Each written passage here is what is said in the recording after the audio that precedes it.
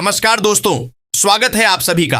आप देख रहे हैं ग्राम पंचायत जिला क्षेत्र बिहार राज्य की सुर्खियां। जुड़े रहिए ताजा और बड़े खबरों के साथ। केंद्र सरकार और बिहार के मुख्यमंत्री श्री नीतीश कुमार जी ने 2026 में कौन कौन सी बड़ी योजना और नए नियम लागू किए हैं। 1 करोड़ युवाओं को सरकारी नौकरी देने के लिए ठोस कदम को आगे बढ़ा दिए हैं। गरीबों को 3.5 लाख रुपए का पक्का मकान देने का वायदा को पूरा करने जा रहे हैं। महिलाओं के बैंक खाते में 2 लाख रुपए डीबीटी द्वारा ट्रांसफर करने का दिन तारीख बन चुका है। यह सभी योजना और नए नियम के बारे में एक एक करके विस्तार से। तो दोस्तों, वीडियो को सब्सक्राइब कीजिए और चैनल को एक लाइक कर दीजिए। साथ ही कमेंट करके बताइए कि यह वीडियो आप कहां से देख रहे हैं। साथ ही साथ अगली बड़ी खबर।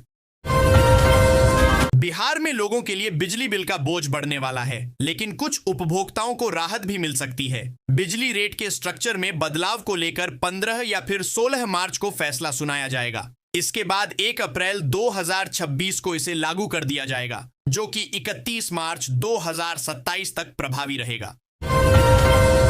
सरकार ने सामाजिक सुरक्षा को मजबूत करने के लिए एक बड़ी घोषणा की है। पेंशन स्कीम अपडेट 2026 के तहत वृद्ध, विधवा और दिव्यांग नागरिकों को हर महीने 3,000 रुपए तक की पेंशन देने की योजना पर तेजी से काम किया जा रहा है। बढ़ती महंगाई और जीवन यापन की लागत को देखते हुए यह फैसला लाखों जरूरतमंद लोगों के लिए राहत भरा साबित हो सकता है। बकरी पालन लोन योजना NLM यानी राष्ट्रीय पशुधन योजना के आंतरिक केंद्र और राज्य सरकार द्वारा संचालित की जाती है। इस योजना के अंतर्गत किसानों को बकरी पालन हेतु 50,000 रुपए से 10 लाख रुपए का लोन कम ब्याज दर में और 60% तक की सब्सिडी लाभार्थियों को दी जाती है। साथ ही पशुपालक किसान को पहली किस्त चुकाने के लिए 180 दिनों का समय दिया जाता है। भारत में हर मेहनतकश परिवार का सपना होता है कि उसका अपना पक्का घर हो, लेकिन पिछले कुछ वर्षों में सरिया, सीमेंट और बालू जैसी निर्माण सामग्री की बढ़ती कीमतों ने इस सपने को मुश्किल बना दिया था। अब फरवरी 2026 में बाजार में आई बड़ी गिरावट ने आम लोगों को राहत दी है। निर्माण सामग्री के दामों में भारी कमी आई है, जिससे घर बनाना पहले की तुलना में काफी सस्ता हो गया है।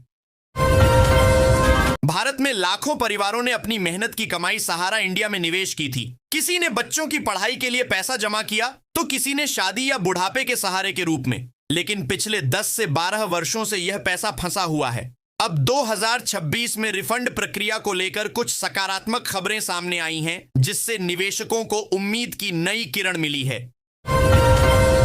EPFO पेंशन कर्मचारी भविष्य निधि संगठन EPFO से जुड़े लाखों करोड़ों रिटायर्ड कर्मचारियों के लिए साल 2026 एक नई उम्मीद की किरण लेकर आ रहा है।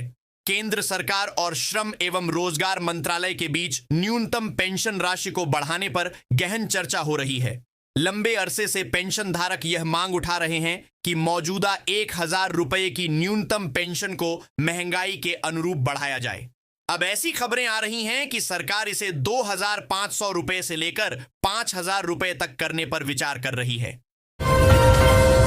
केंद्रीय गृह मंत्री अमित शाह के सीमांचल दौरे पर AIMIM के प्रदेश अध्यक्ष अख्तरुल ईमान ने प्रतिक्रिया दी है। उन्होंने कहा कि यह दौरा न तो बुरा है और न ही बड़ा, क्योंकि गृह मंत्री पूरे देश के होते हैं। ईमान ने उम्मीद जताई कि शाह सीमांचल की गरीबी, विकास और सुरक्षा मुद्दों का जायजा लेंगे। केंद्रीय गृह मंत्री अमित शाह ने किशनगंज में अधिकारियों संग बैठक की, जिसमें सीमांचल में नए लैंड पोर्ट की संभावनाओं पर चर्चा हुई। यह परियोजना व्यापार, रोजगार, शिक्षा, स्वास्थ्य और सुरक्षा में सुधार लाएगी। लैंड पोर्ट बनने से आर्थिक गतिविधियां बढ़ेंगी। कांग्रेस विधान पार्षद समीर कुमार सिंह ने बिहार विधान परिषद में अपनी जमीन विवाद का मुद्दा उठाया, जिसमें उन्हें जान से मारने की धमकी मिलने का आरोप है। उप मुख्यमंत्री विजय कुमार सिन्हा ने मामले का संज्ञान लेते हुए 10 दिनों के भीतर DM और कमिश्नर से रिपोर्ट मांगी है।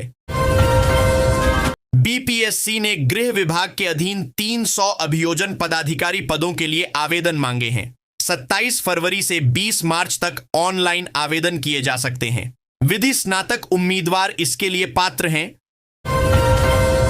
पटना जिला प्रशासन ने विकास परियोजनाओं के लिए भूमि अधिग्रहण मुआवजे में तेजी लाई है। दानापुर बिहटा एलिवेटेड कॉरिडोर के लिए 14 दिनों में किसानों को 72 लाख रुपए का भुगतान किया गया। डीएम त्यागराजन एसएम ने बताया कि जिले में 30 से अधिक परियोजनाएं चल रही हैं, जिनमें पटना मेट्रो और भारतमाला परियोजना भी शामिल है। अधिकारियों को समय पर गुणवत्तापूर्ण कार्य पूरा करने के निर्देश दिए गए हैं। बिहार विधानसभा ने कई ऐतिहासिक विधेयक पारित किए हैं। अब नगर निकायों में सशक्त स्थायी समिति के सदस्यों का चुनाव गुप्त मतदान से होगा। महापौर द्वारा नामांकन नहीं। 138 साल बाद बिहार को अपना सिविल न्यायालय अधिनियम भी मिला है। स्वास्थ्य मंत्री मंगल पांडेय ने विधान परिषद में कहा कि झोला छाप डॉक्टर न दवा लिख सकते हैं और न सर्जरी कर सकते हैं, वे केवल चिकित्सा परामर्शी हैं। उल्लंघन पर कार्रवाई होगी। बिहार में अब केवल एआईसीटीई से मान्यता प्राप्त अंगीभूत महाविद्यालयों में ही बीबीए, बीसीए और बीएमएस की पढ़ाई होगी। उच्च शिक्षा निदेशक ने 2025 से 26 सत्र के लिए नामांकन हेतु सख्त निर्देश जारी किए हैं। अररिया के बौंसी थाना क्षेत्र में प्रेमिका को घर छोड़ने आए एक युवक को ग्रामीणों ने खूंटे से बांधकर बुरी तरह पीटा। गंभीर रूप से घायल युवक अमरजीत कुमार 22 की पूर्णिया में इलाज के दौरान मौत हो गई। सोशल मीडिया के जरिए नाबालिग लड़की से प्रेम प्रसंग के चलते यह घटना हुई। पुलिस आरोपियों की तलाश में छापेमारी कर रही है, जो घटना के बाद से फरार हैं। बिहार विधानसभा में ग्रामीण कार्य मंत्री डॉक्टर अशोक चौधरी का जन्मदिन मनाया गया। प्रश्नकाल के दौरान मुख्यमंत्री नीतीश कुमार ने इसकी घोषणा की, जिसके बाद सदन में सभी ने उन्हें बधाई दी। पटना के दुल्हिन बाजार के हरपुरा गांव में एक शादी समारोह के दौरान गोलीबारी हुई, जिसमें चंदन कुमार नामक युवक कमर में गोली लगने से गंभीर रूप से घायल हो गया। उसे बेहतर इलाज के लिए पटना रेफर किया गया है। पुलिस जांच में पंचायत चुनाव की रंजिश का एंगल सामने आया है। बिहार के उद्योग मंत्री डॉक्टर दिलीप जायसवाल की बहुमुखी प्रतिभा पर विधानसभा में चर्चा हुई। उन्हें पथ निर्माण मंत्री, मेडिकल कॉलेज संचालक, पीएचडी धारक, गायक और अब कुशल कारीगर बताया गया। प्रधानमंत्री आवास योजना में बड़े पैमाने पर घूसखोरी के आरोपों के बाद बिहार विधानसभा में ग्रामीण विकास मंत्री श्रवण कुमार ने जांच के आदेश दिए हैं। भाजपा विधायकों ने लाभुकों की सूची बनाने और भुगतान में 25 से 30% तक रिश्वत लेने का आरोप लगाया। तेजस्वी यादव ने बिहार में बढ़ते अपराध पर नीतीश सरकार की आलोचना की। उन्होंने कहा कि राज्य में अपराध चरम पर है और सरकार अपराधियों को संरक्षण दे रही है। पटना हाईकोर्ट ने घूसखोरी के आरोप में बर्खास्त एक लिपिक को सेवा में बहाल करने का आदेश दिया है। कोर्ट ने पाया कि विभागीय जांच में न तो गवाह पेश किए गए और न ही आरोप विधिवत सिद्ध हुए। पटना हाईकोर्ट ने क्लर्क सह पुस्तकालय अध्यक्ष सुनील कुमार की सेवा नियमित करने का आदेश दिया है। कोर्ट ने सरकार के गैर स्वीकृत पद के तर्क को नहीं माना, क्योंकि याचिकाकर्ता 1982 से कार्यरत थे और 1991 में विद्यालय के सरकारी अधिग्रहण के समय भी सेवा में थे। कोर्ट ने कहा कि दशकों तक सेवा लेने के बाद यह तर्क तकनीकी है। अदालत ने 3 माह में बकाया वेतन और पेंशनरी लाभ देने का निर्देश दिया। बिहार में TRE 4 के तहत हजारों शिक्षक पदों पर बहाली की तैयारी है, जिसमें 407 कंप्यूटर शिक्षक भी शामिल हैं। BPSC यह प्रक्रिया संचालित करेगा। STET में EWS आरक्षण लागू रहेगा, जिससे अभ्यर्थियों में भ्रम दूर हुआ। सरकार का लक्ष्य डिजिटल शिक्षा को मजबूत करना है। भाजपा के राष्ट्रीय अध्यक्ष नितिन नवीन ने पटना में कांग्रेस शासन और जवाहरलाल नेहरू की पंचशील नीति की कड़ी आलोचना की। उन्होंने 1954 के पंचशील समझौते, अक्साई चीन, चीन को UNSC सीट समर्थन, शिमला समझौता, कच्चा तीवू द्वीप और भोपाल गैस कांड जैसे मुद्दों पर कांग्रेस की नीतियों को देश की दुर्दशा के लिए जिम्मेदार ठहराया। बिहार सहकारिता विभाग गुजरात के सफल सहकारी मॉडल को अपनाएगा। इसके लिए बिहार की सहकारी समितियों की टीमें गुजरात का दौरा कर जैविक खेती, ग्रामीण आजीविका और महिला दुग्ध समितियों के नवाचारों का अध्ययन करेंगी। AI समिट में विरोध प्रदर्शन पर राजनीतिक बयानबाजी तेज हो गई है। राहुल गांधी के पोस्ट के बाद केंद्रीय मंत्री ललन सिंह ने उन्हें अपरिपक्व बताया। राहुल ने युवा कांग्रेस कार्यकर्ताओं की गिरफ्तारी को तानाशाही प्रवृत्ति कहा और ट्रेड डील को देशहित के खिलाफ बताया। बिहार विधानसभा में गंगा पथ पर चर्चा हुई, जहां जल संसाधन मंत्री विजय कुमार चौधरी ने इसे मरीन ड्राइव के बजाय गंगा पथ कहने पर जोर दिया। यह मुख्यमंत्री नीतीश कुमार का ड्रीम प्रोजेक्ट है, जिसका विस्तार कोइलवर से बक्सर और अंततः बनारस से फरक्का तक करने की योजना है। पटना मेट्रो भूतनाथ से मल्लाही पकड़ी तक विस्तार के लिए तैयार है। 26 फरवरी को इस नए सेक्शन का ट्रायल रन होगा, जिसके कारण उस दिन आम यात्रियों के लिए सेवा बंद रहेगी। 27 फरवरी से मेट्रो सामान्य समय पर चलेगी। चौकीदार दफादार पर हुए लाठीचार्ज मामले पर केंद्रीय मंत्री चिराग पासवान ने अपनी ही सरकार पर सवाल उठाए हैं। उन्होंने इस घटना को निंदनीय और दुर्भाग्यपूर्ण बताया। पासवान ने कहा कि गांवों की सुरक्षा करने वालों पर बल प्रयोग स्वीकार्य नहीं है। राजद विधायकों ने बिहार विधानसभा में मुख्यमंत्री महिला उद्यमी योजना के तहत 2 लाख रुपए के लंबित भुगतान को लेकर प्रदर्शन किया। उन्होंने आरोप लगाया कि सरकार महिलाओं को आर्थिक रूप से आत्मनिर्भर बनाने के वादे से मुकर रही है। पटना के पास एक अवैध नकली दवा फैक्ट्री का पर्दाफाश हुआ है। Anti narcotics task force ANTF ने छापेमारी कर भारी मात्रा में नकली और एक्सपायर्ड दवाएं, जिनमें कोडीन सिरप और ओपियोइड्स शामिल हैं, जब्त की। इस कार्रवाई में 9 लोगों को गिरफ्तार किया गया है। उप मुख्यमंत्री सम्राट चौधरी ने पुनारख किऊल के बीच तीसरी और चौथी रेल लाइन परियोजना को मंजूरी मिलने पर प्रधानमंत्री मोदी का आभार व्यक्त किया। 2668 करोड़ की यह परियोजना पटना लखीसराय को नया रेल संपर्क देगी, जिससे यात्रा सुविधा बढ़ेगी। लैंड फॉर जॉब मामले में लालू प्रसाद यादव और राबड़ी देवी दिल्ली की राउज एवेन्यू कोर्ट में सुनवाई के लिए पहुंचे। आरोप तय करने की प्रक्रिया पर बहस हुई, जिसमें लालू राबड़ी ने आरोपों से इनकार किया। सीबीआई ने 103 आरोपियों के खिलाफ चार्जशीट दायर की है। बिहार तकनीकी सेवा आयोग BTSC द्वारा 11,389 स्टाफ नर्स पदों पर भर्ती प्रक्रिया कोर्ट केस के कारण अटक गई है। परीक्षा परिणाम 11 दिसंबर 2025 को जारी हुए थे, लेकिन पटना उच्च न्यायालय में मामला विचाराधीन होने से डॉक्यूमेंट वेरिफिकेशन टल गया है। बिहार में पछुआ हवाओं के कारण मौसम शुष्क बना हुआ है, जिससे सुबह शाम हल्की ठंड महसूस हो रही है। दिन में धूप से गर्मी का एहसास होता है। राजधानी सहित 15 जिलों में अधिकतम तापमान में गिरावट दर्ज की गई है। पटना का अधिकतम तापमान 28.9 डिग्री सेल्सियस रहा। 2 मार्च के आसपास पश्चिमी विक्षोभ सक्रिय होने से आंशिक बादल छाने की संभावना है। गंगा में राष्ट्रीय जलमार्ग संख्या 1 पर जहाजों का परिचालन बढ़ गया है।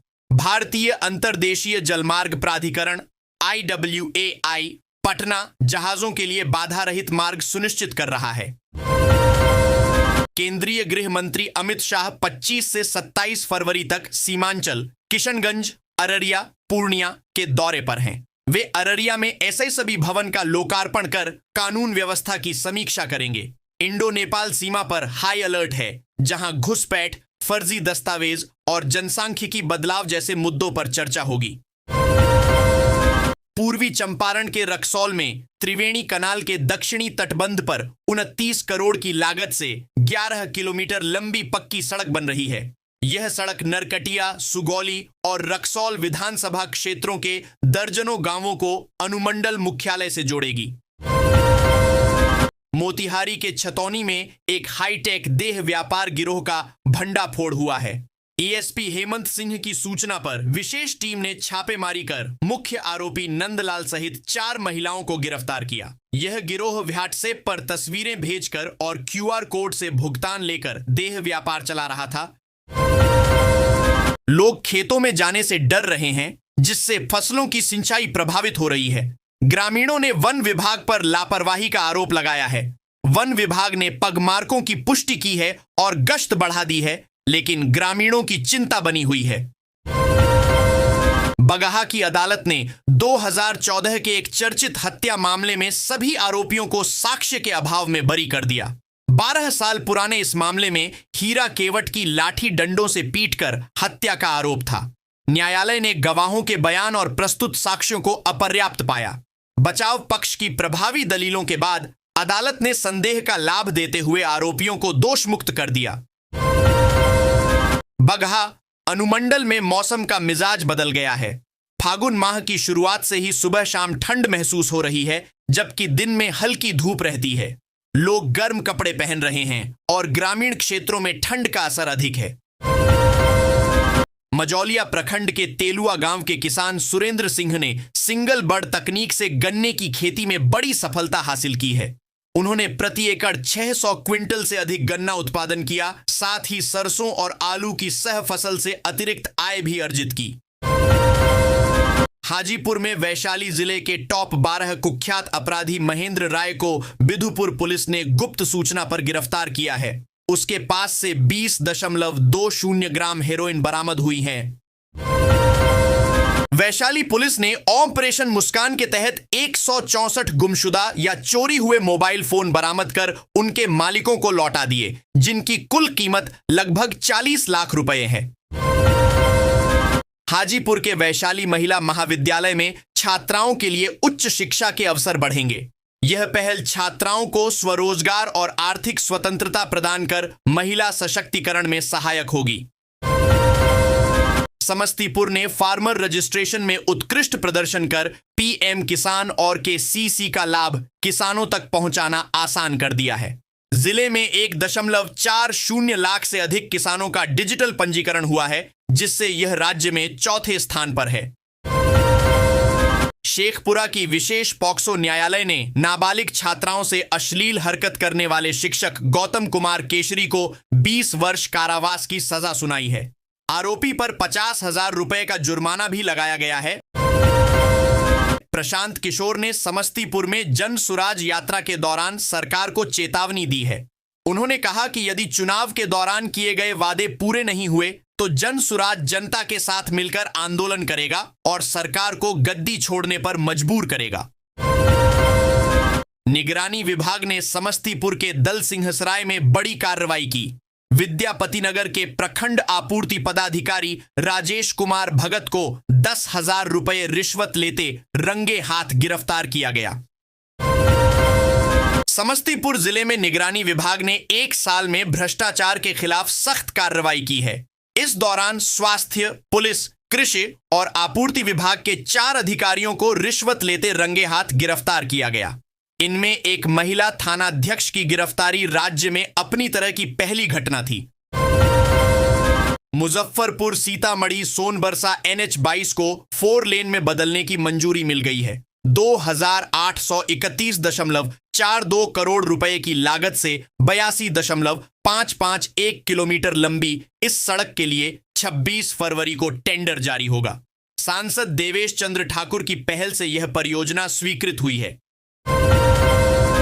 रेलवे ने होली पर्व पर यात्रियों की अतिरिक्त भीड़ को देखते हुए किशनगंज लालकुआं होली स्पेशल ट्रेन 05741/05742 चलाने की घोषणा की है। यह ट्रेन 5 मार्च से 27 मार्च 2026 तक चलेगी, जो कोसी, मिथिला और सीमांचल क्षेत्रों से होकर उत्तराखंड तक सीधी कनेक्टिविटी प्रदान करेगी। राज्य सरकार की तालाब मत्स्यिकी सहायता योजना सुपौल के सरायगढ़ भपटियाही में सीपेज प्रभावित बंजर भूमि के लिए वरदान साबित हो रही है। यह योजना मछली पालन के माध्यम से आय और रोजगार के नए अवसर प्रदान कर रही है। दारोंदा के भिखारीपुर में एक बारात में फायरिंग हुई, जिसमें दूल्हे के मामा सिद्धेश्वर भारती को गोली लगी और भतीजे का सिर कट्टे के बट से फोड़ दिया गया। मामा को गोरखपुर रेफर किया गया, जबकि भतीजे को प्राथमिक उपचार के बाद घर भेज दिया गया। सिवान में राशन कार्ड धारकों के लिए eKYC कराने की अंतिम तिथि 28 फरवरी है। जिन 20% 5.71 लाख लाभुकों ने अभी तक eKYC नहीं कराया है, उनका नाम राशन कार्ड से काट दिया जाएगा। सरकार ने जिला भू अर्जन पदाधिकारी और भूमि सुधार उपसमाहर्ता की स्थायी तैनाती का आश्वासन दिया है। इससे भूमि अधिग्रहण में तेजी आएगी। जिससे सीतामढ़ी शिवहर रेल लाइन और प्रमुख एक्सप्रेसवे जैसे विकास कार्य समय पर पूरे हो सकेंगे। शिवहर को मुख्य धारा से जोड़ेगा। धनबाद कोयंबटूर अमृत भारत एक्सप्रेस 1 मार्च से गया सासाराम के रास्ते चलेगी। प्रधानमंत्री नरेंद्र मोदी इसे हरी झंडी दिखाएंगे। रोहतास जिले के सासाराम में इसका ठहराव होगा, जिससे यात्रियों को कोयंबटूर, चेन्नई और बेंगलुरु जैसे दक्षिण भारतीय शहरों की सीधी यात्रा सुविधा मिलेगी। केंद्रीय गृह मंत्री अमित शाह 3 दिवसीय सीमांचल दौरे पर हैं। वे किशनगंज, अररिया और पूर्णिया में सीमा सुरक्षा से संबंधित बैठकों में भाग लेंगे। इस दौरान पश्चिम बंगाल विधानसभा चुनावों के लिए पार्टी की रणनीति पर भी चर्चा होगी। पूर्णिया में यूरिया की कालाबाजारी चरम पर है, जहां 266 रुपये की बोरी 400 रुपये में बिक रही है। किसान शिकायत करने से डरते हैं क्योंकि उन्हें समय पर खाद न मिलने का भय है। केंद्रीय गृह मंत्री अमित शाह सीमांचल के पूर्णिया, किशनगंज और अररिया के 3 दिवसीय दौरे पर हैं। पूर्णिया में मेफेयर होटल में ठहरेंगे। इस दौरान वे उच्च स्तरीय बैठकें करेंगे और एसएसबी भवन का उद्घाटन भी करेंगे। केंद्रीय गृह मंत्री अमित शाह 3 दिवसीय सीमांचल दौरे पर पूर्णिया पहुंचे। वे किशनगंज में उच्च स्तरीय बैठकें करेंगे और अररिया में भारत नेपाल सीमा पर सुरक्षा का जायजा लेंगे। नालंदा के गिरियक प्रखंड में 16 वर्षीय सौरभ कुमार की गोली मारकर हत्या कर दी गई। फोन आने के बाद वह घर से निकला था। घायल सौरभ ने पावापुरी मेडिकल कॉलेज में दम तोड़ा। बिहार शरीफ में भाजपा के प्रशिक्षण शिविर में शाहनवाज हुसैन ने राहुल गांधी पर देश विरोध का आरोप लगाया। उन्होंने मोदी सरकार की योजनाओं को घर घर पहुंचाने का आह्वान किया। केंद्रीय गृह मंत्री अमित शाह किशनगंज में 2 महत्वपूर्ण बैठकें करेंगे। पहली बैठक में लैंड पोर्ट के विकास, व्यापार और सुरक्षा पर चर्चा होगी, जिसमें जोगबनी लैंड पोर्ट की समीक्षा की जाएगी। अमरपुर बाईपास निर्माण में आ रही बाधाओं को दूर करने के लिए प्रशासनिक टीम ने स्थलीय निरीक्षण किया। एडीएम अजीत कुमार के नेतृत्व में टीम ने चपरी मोड़ और दिग्घी पोखर का जायजा लिया। 74 करोड़ की लागत से बनने वाले 7 किलोमीटर लंबे बाईपास के लिए 8 एकड़ भूमि का अधिग्रहण होना है। केंद्रीय गृह मंत्री अमित शाह बिहार दौरे पर सीमा सुरक्षा की समीक्षा कर रहे हैं। राजद ने दावा किया कि शाह बिहार बंगाल के कुछ हिस्सों को मिलाकर नया केंद्र शासित प्रदेश बनाना चाहते हैं, जिस पर भाजपा ने पलटवार किया। मुंगेर अदालत ने हत्या के प्रयास के एक चर्चित मामले में 4 अभियुक्तों को 10-10 साल के कठोर कारावास की सजा सुनाई है। कासिम बाजार में 17 जून 2022 को पानी के पैसे मांगने पर हुए विवाद में रंगदारी को लेकर गोलीबारी हुई थी, जिसमें 2 लोग घायल हो गए थे। जयनगर नगर पंचायत ने पुलिस के सहयोग से शहरी क्षेत्रों में अतिक्रमण हटाओ अभियान चलाया। दुकानदारों द्वारा सरकारी जमीन और नालों पर अवैध रूप से दुकानें लगाने से यातायात जाम की समस्या बढ़ गई थी। इस अभियान के तहत महावीर चौक से स्टेशन चौक तक मुख्य सड़क को अतिक्रमण मुक्त कराया गया। नेपाल में 5 मार्च को होने वाले चुनाव के मद्देनजर भारत नेपाल सीमा पर एसएसबी 48वीं वाहिनी ने हाई अलर्ट जारी किया है। सुरक्षा के लिए दोनों देशों के जवान संयुक्त गश्त कर रहे हैं और आवागमन के सभी मार्गों पर कड़ी चौकसी बरती जा रही है। झंझारपुर अदालत में एक अनोखी शादी हुई, जहां यौन शोषण के आरोपी युवक रोहित कुमार ने पीड़िता युवती से विवाह किया। पुलिस के दबाव और दोनों पक्षों के समझौते के बाद यह फैसला हुआ। अदालत परिसर में भारी भीड़ और पुलिस की मौजूदगी में सिंदूरदान की रस्म पूरी की गई। गृह मंत्री अमित शाह के किशनगंज दौरे के बाद सीमांचल में घुसपैठ का मुद्दा फिर गर्मा गया है।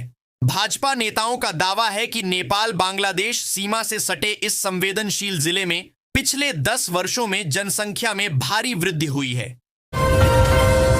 केंद्रीय गृह मंत्री अमित शाह का सीमांचल दौरा सुरक्षा और विकास पर केंद्रित है। किशनगंज, अररिया और पूर्णिया में उनके कार्यक्रम के दौरान सीमा पार घुसपैठ, फर्जी दस्तावेज और बदलती जनसांख्यिकी प्रमुख मुद्दे रहेंगे।